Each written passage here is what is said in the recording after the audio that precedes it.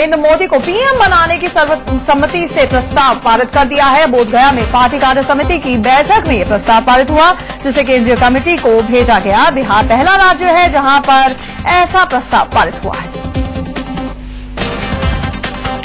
नरेंद्र मोदी को पीएम बनाने का प्रस्ताव बिहार के पूर्व डिप्टी सीएम सुशील मोदी ने पेश किया, जिसे तालियों की गड़गड़ाहट के साथ पास कर दिया गया।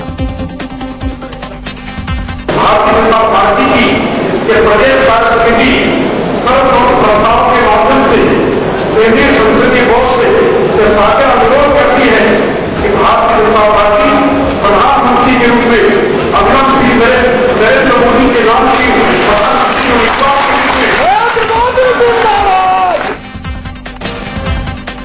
उधर मीडिया वर्कशॉप में प्रवक्ताओं की क्लास लेने के लिए नरेंद्र मोदी दिल्ली पहुंच गए हैं। मीडिया वर्कशॉप में बीजेपी चुनाव प्रचार समिति की मुखिया नरेंद्र मोदी का खास भाषण होगा, जिसमें वो बताएंगे कि कैसे कांग्रेस को घेरना है।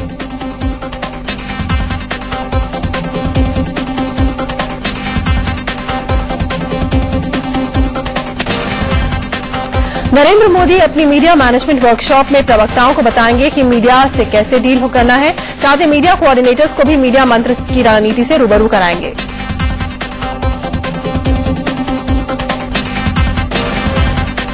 इससे पहले दिल्ली में बीजेपी के मीडिया वर्कशॉप का उद्घाटन सुषमा स्वराज ने किया। सुबह के सत्र में ही सुषमा स्वराज और अरुण जेटली का संबोधन हुआ। मोदी के भाषण के बाद शाम 7 बजे पार्टी अध्यक्ष राजनाथ सिंह का समापन संबोधन होगा।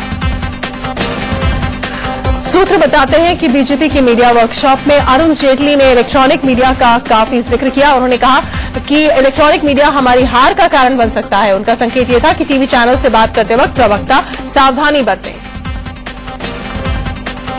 सूत्रों के हवाले से यह भी खबर है कि अरुण जेटली ने कहा है कि अगला चुनाव अमेरिकी राष्ट्रपति चुनाव की तर्ज पर होने वाला है। खबर है कि जेटली ने तो यहां तक कह डाला है कि हमारा नेतृत्व तय है, लेकिन कांग्रेस अपने पीएम के नाम का ऐलान नहीं कर रही।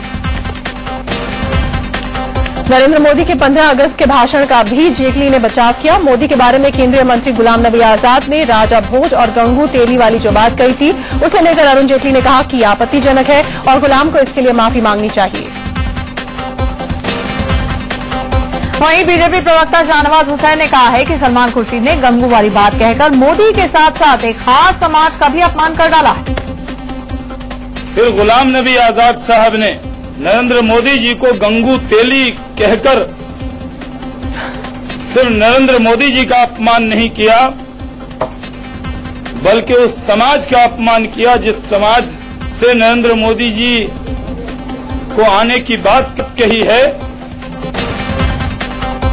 मीडिया वर्कशॉप में सुषमा स्वराज ने कहा कि अगले चुनाव में महंगाई और भ्रष्टाचार अहम मुद्दा होंगे। उन्होंने यह भी कहा कि कांग्रेस सांप्रदायिकता को चुनावी मुद्दा बनाने की फिराक में है, लेकिन महंगाई और भ्रष्टाचार जैसे मुद्दों पर कांग्रेस को घेरना है। मीडिया वर्कशॉप में सुषमा स्वराज ने सभी प्रवक्ताओं को एक सुर में बोलने को कहा है। सूत्रों के हवाले से खबर है कि सुषमा ने सभी प्रवक्ताओं को दमखम और शालीनता के साथ अपनी बात रखने को कहा है। सुषमा ने कहा कि इस बात का ध्यान रखा जाए कि बोले गए शब्द वापस नहीं होते।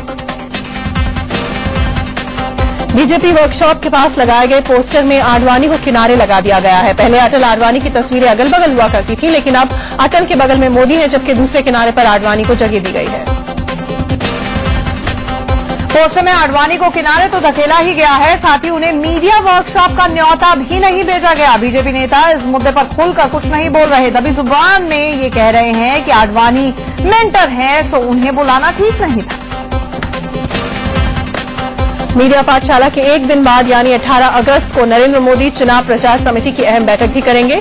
बैठक में पार्टी के तमाम वरिष्ठ नेता शिरकत करेंगे। बैठक में मिशन 2014 के अलावा 5 राज्यों में होने वाले चुनाव की रणनीति को अंतिम रूप देने पर चर्चा होगी। बीजेपी नेता सुषमा स्वराज के लोकसभा क्षेत्र विदिशा से लोग उन्हें खोजते हुए दिल्ली आ धमके हैं। बीजेपी का मीडिया वर्कशॉप जहां चल रहा था, उसके बाहर ही ये लोग सुषमा के खिलाफ नारे लगाने लगे। नरेंद्र मोदी से मुलाकात करने वाले आरजेडी सुप्रीमो लालू प्रसाद के साले और कांग्रेस नेता साधु यादव की पार्टी से छुट्टी तय मानी जा रही है, लेकिन साधु ने यह भी कह दिया है कि जो करना है कर लो।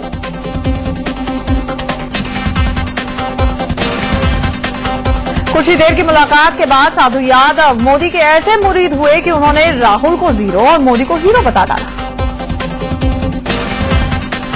आरजेडी से नाता तोड़कर साधु यादव कांग्रेस में शामिल हुए थे, लेकिन अब कांग्रेस को ही कोस रहे हैं। भले ही मोदी की तारीफ में साधु यादव कोई कोर कसर नहीं छोड़ रहे हैं, लेकिन लगे हाथ वो ये भी कह रहे हैं कि उनका बीजेपी में जाने का कोई इरादा नहीं। इधर बीजेपी नेता सुशील कुमार मोदी ने साधु यादव के बीजेपी में शामिल होने की संभावनाओं को खारिज किया है। उन्होंने कहा कि साधु को बीजेपी में शामिल करने का सवाल ही नहीं उठता है। 15 अगस्त के दिन प्रधानमंत्री पर अपने भाषण के जरिए हमला बोलने वाले मोदी पर आडवाणी के बाद अब शिवसेना ने निशाना साधा है। उद्धव ठाकरे ने शिवसेना के मुखपत्र सामना में व्यंग्य किया है कि मोदी जिस तरह से प्रधानमंत्री की आलोचना करते हैं, ऐसा लगता है कि उनके सत्ता में आते ही सारे हालात सुधर जाएं। लालकृष्ण आडवाणी का हवाला देते हुए उद्धव ने सामना में लिखा कि मनमोहन सिंह ऐसी शख्सियत हैं जिनकी आलोचना होनी चाहिए, लेकिन आडवाणी जी खुद कह चुके हैं कि स्वतंत्रता दिवस के दिन ऐसी आलोचनाओं से बचा जाना चाहिए था। उद्धव ने सामना में यह भी लिखा है कि जिस तरह से देवेगौड़ा मुख्यमंत्री से सीधे प्रधानमंत्री बन गए थे, वैसे ही मोदी दिल्ली की गद्दी के बारे में सोच रहे हैं। मोदी ने कांग्रेस के खिलाफ चिंगारी लगा दी है, लेकिन कई बार चिंगारी लगाने वाला खुद ही जल जाता है। ब्रिटेन के बाद अब ऑस्ट्रेलिया से भी गुजरात के मुख्यमंत्री नरेंद्र मोदी को बुलावा आया है। शुक्रवार को भारत में ऑस्ट्रेलिया के उच्चायुक्त पैट्रिक सकलिंग ने गांधीनगर में मोदी से मुलाकात की थी और उन्हें ऑस्ट्रेलिया आने का न्यौता दिया। उधर मोदी को ब्रिटेन से मिले न्यौते का विरोध भी शुरू हो गया है। ब्रिटेन के नेताओं को लिखी खुली चिट्ठी में काउंसिल ऑफ इंडियन मुस्लिम ने मोदी को न्यौते का विरोध किया है। ऑस्ट्रेलिया मोदी को बुला रहा है, लेकिन अमेरिका से एक बार फिर मोदी को वीजा न देने के सुर सुनाई पड़ रहे हैं। अमेरिकी धार्मिक आयोग से जुड़ी कैटरीना लैंटॉस ने कहा कि दंगों में मोदी की भूमिका संदेह के घेरे में है, सो उन्हें वीजा नहीं दिया जाना चाहिए। दिल्ली पुलिस को आज मिली बड़ी कामयाबी। नेपाल सीमा से आतंकी अब्दुल करीम टुंडा को गिरफ्तार कर लिया गया है। दिल्ली पुलिस की स्पेशल सेल ने इस मोस्ट वांटेड आतंकी को धर दबोचा। टुंडा पर 40 से ज्यादा बम धमाकों में शामिल होने का आरोप। आतंकी अब्दुल करीम टुंडा को पुलिस ने कोर्ट में पेश किया, जहां से उसे 3 दिन की पुलिस कस्टडी में भेजा गया। टुंडा लश्कर ए तैयबा का कुख्यात आतंकी और दाऊद का करीबी माना जाता है। 40 से ज्यादा ब्लास्ट के आरोपी टुंडा को बम बनाने में माहिर माना जाता है। अब्दुल करीम यूपी के पिलखुआ का रहने वाला है। टुंडा 80 के दशक में आतंक की दुनिया में आया। साल 2000 में खुफिया एजेंसियों ने इसे मरा मान लिया था, लेकिन 2005 में टुंडा के केन्या में होने की खबर आई, जिसके बाद से पुलिस उसकी तलाश में जुटी थी।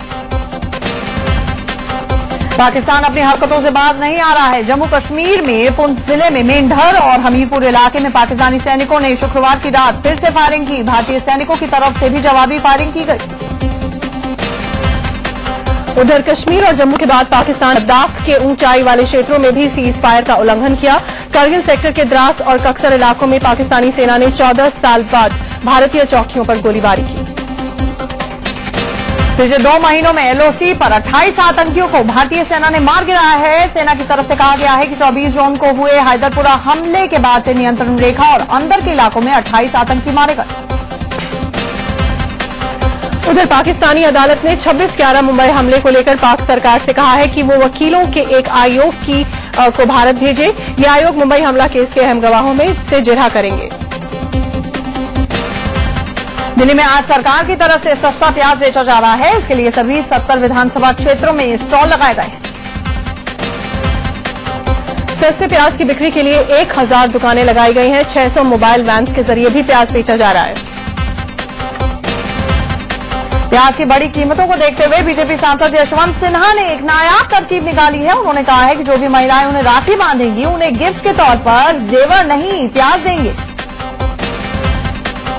गाजियाबाद के साहिबाबाद में रेडीमेड कपड़ा व्यापारियों ने अनोखा ऑफर निकाला। ये व्यापारी 2000 रुपए की खरीदारी करने वाले ग्राहकों को 1 किलो प्याज मुफ्त दे रहे हैं। खस्ता हाल अर्थव्यवस्था और आर्थिक मंदी की आहट पर पीएम ने आखिरकार चुप्पी तोड़ी है। पीएम ने कहा है कि देश में अभी 1991 जैसे हालात नहीं हैं। पिछले 4 महीने में डॉलर के मुकाबले रुपया करीब 6 रुपए तक कमजोर हो चुका है। इसी साल 23 मई को रुपए की कीमत 55.99 के आसपास थी, जो 16 अगस्त तक गिरते गिरते 62 के आंकड़े को पार कर गई। इसी तरह से सोने ने 1.5 महीने में 6,000 रुपए की छलांग लगाई है। इसी साल 28 जून को 25,650 रुपए के आसपास इसकी कीमत थी, जो 16 अगस्त को 31,000 हो गई। शुक्रवार को सेंसेक्स में भारी गिरावट देखी गई। 23 जुलाई को सेंसेक्स 20,302.13 पर था। लगातार गिरावट के बाद 16 अगस्त को सेंसेक्स 18,598.18 तक पहुंच गया। चर्चित कोयला ब्लॉक आवंटन से जुड़ी कई फाइलों के गायब होने के मामले सामने आ रहे हैं। बताया जा रहा है कि 45 कोल ब्लॉक आवंटन के रिकॉर्ड की फाइल गुम चुकी है। पीएमओ को कांग्रेस सांसद विजय दर्डा ने बांदेर कोल आवंटन की जो सिफारिश की थी, उसकी भी फाइल गुम हो गई है। कोल ब्लॉक आवंटन से जुड़ी फाइलों के गुम होने को लेकर बीजेपी ने सरकार पर निशाना साधा है। बीजेपी प्रवक्ता कैप्टन अभिमन्यु ने कहा है कि सरकार घोटाले पर लीपापोती कर रही है। अब दिल्ली रवानगी से पहले नरेंद्र मोदी ने गांधीनगर में पंचायती राज और ग्रामीण विकास पर आयोजित राष्ट्रीय सम्मेलन का उद्घाटन किया। भ्रष्टाचार के आरोपों से घिरे गुजरात की मोदी सरकार के मंत्री बाबूभाई बुखेरिया को जामनगर में विरोध का सामना करना पड़ा है। यूथ कांग्रेस के कार्यकर्ताओं ने बाबूभाई बुखेरिया की लाल बत्ती लगी गाड़ी पर काला कपड़ा बांध दिया। मध्य प्रदेश के शाजापुर में बीजेपी और कांग्रेस कार्यकर्ता आपस में भिड़ गए। आपसी झड़प में 12 कार्यकर्ता जख्मी हो गए। कांग्रेस महासचिव दिग्विजय सिंह ने मध्य प्रदेश के सीएम शिवराज सिंह चौहान पर निशाना साधा है। उन्होंने कहा कि डंपर घोटाले को लेकर सीएम ने न तो इस्तीफा दिया और न ही भ्रष्टाचार के आरोप में घिरे अपने मंत्रियों से इस्तीफा मांगा। कांग्रेस महासचिव दिग्विजय सिंह ने छत्तीसगढ़ सरकार पर नक्सलियों के साथ सांठगांठ का आरोप लगाया है। मिशन 2014 में जुटी बीजेपी की झारखंड कोर कमेटी की बैठक रांची में चल रही है। इस बैठक में वेंकैया नायडू, यशवंत सिन्हा के साथ पूर्व सीएम अर्जुन मुंडा भी मौजूद हैं। लखनऊ में वीएचपी अध्यक्ष अशोक सिंघल ने कई महात्माओं के साथ मुख्यमंत्री अखिलेश यादव से मुलाकात की। यूपी के कई जिलों से निकलने वाली वीएचपी की 84 कोसी परिक्रमा में सरकार से मदद को लेकर ही मुलाकात थी। बिहार के वैशाली में मिड डे मील खाने से 40 बच्चों के बीमार हो जाने पर सीएम नीतीश कुमार ने चुप्पी तोड़ी है। सीएम ने कहा कि चिंता की कोई बात नहीं है, बच्चों का इलाज चल रहा है। उधर बिहार में बढ़ते अपराध पर लगाम लगाने के लिए राज्य सरकार के गृह विभाग और बिहार जुडिशियल एकेडमी ने एक दिन का सेमिनार का आयोजन किया। सेमिनार का उद्घाटन मुख्यमंत्री नीतीश कुमार ने किया। पश्चिम बंगाल सरकार अब वीवीआईपी गाड़ियों में लगने वाली लाल बत्ती को हरे रंग में तब्दील करने की तैयारी में है। इस बारे में मंजूरी के लिए फाइल मुख्यमंत्री को भेज दी गई है। दिल्ली में सीपीएम की केंद्रीय कमेटी की मीटिंग शुरू हुई है। 2 दिन तक चलने वाली इस मीटिंग में देश के ताजा राजनीतिक और आर्थिक हालातों पर चर्चा हुई। अजमेर में एक दुकानदार नरेंद्र मोदी और राहुल गांधी के नाम पर नारियल बेच रहा है। मोदी के नाम से बिकने वाले नारियल की कीमत 12 रुपए है और राहुल के नाम से बिकने वाले नारियल की कीमत 15 रुपए है। पटना में रक्षाबंधन के लिए इस बार नीतीश कुमार और नरेंद्र मोदी के नाम की राखियां बाजार में बिक रही हैं।